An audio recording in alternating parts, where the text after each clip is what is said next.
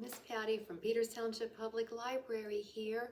My story today is called How to Grow an Apple Pie, and I have my apples right here, and I just cannot wait to read this to you.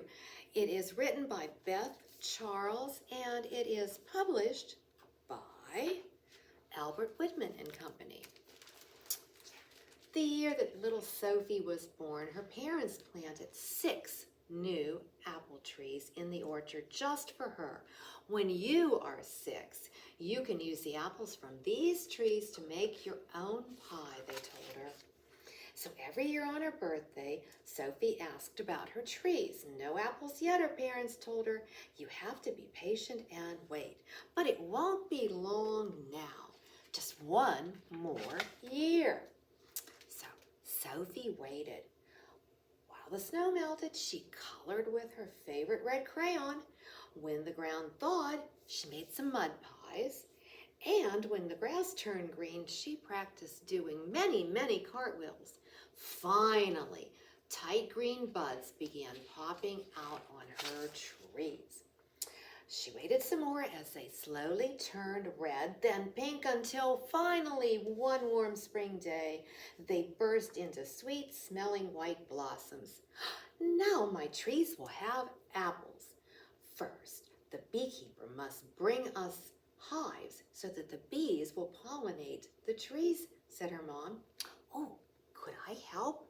So Sophie was up early the next morning, helping direct the beekeeper as he unloaded the hives of sleepy bees.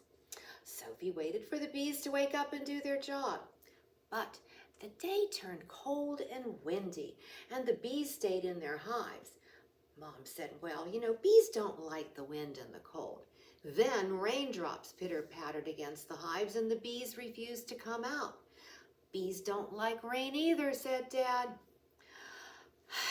Sophie sighed. She wondered if the bees liked any kind of days at all. But the next morning, Sophie woke to a perfect bee-flying day. Time to help, she said, and she flittered and she fluttered while the busy bees buzzed from tree to tree, picking up pollen on their furry coats and carrying it from blossom to blossom throughout the whole orchard. On rainy days, Sophie and the bees both stayed indoors. But on bee-flying days, Sophie zipped and zinged through the trees until the last blossom petals fell, leaving only their browning centers behind. Then the beekeeper took the bees away, and Sophie waited some more. She rode her bike while the green bulges swelled behind the blossom centers. She ate popsicles as the tiny apples got fatter with the summer rains. Now she saw where she and Dad had pruned the branches to let in the sun, and the apples were beginning to turn red.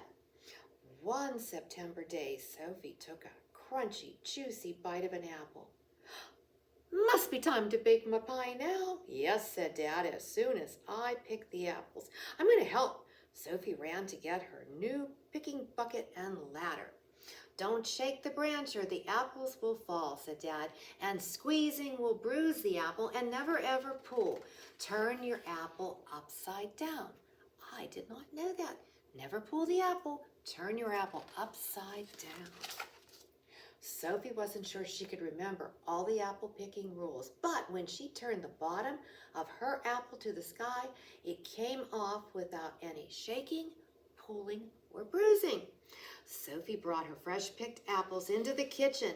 She looked from apple to oven. Now I know how to grow apples, but I don't know how to bake an apple pie. We can all help, said Mom and Dad.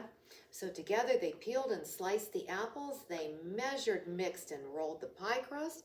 Sophie filled the crust with apple slices, sprinkled in sugar and spices, and sealed it with the top crust.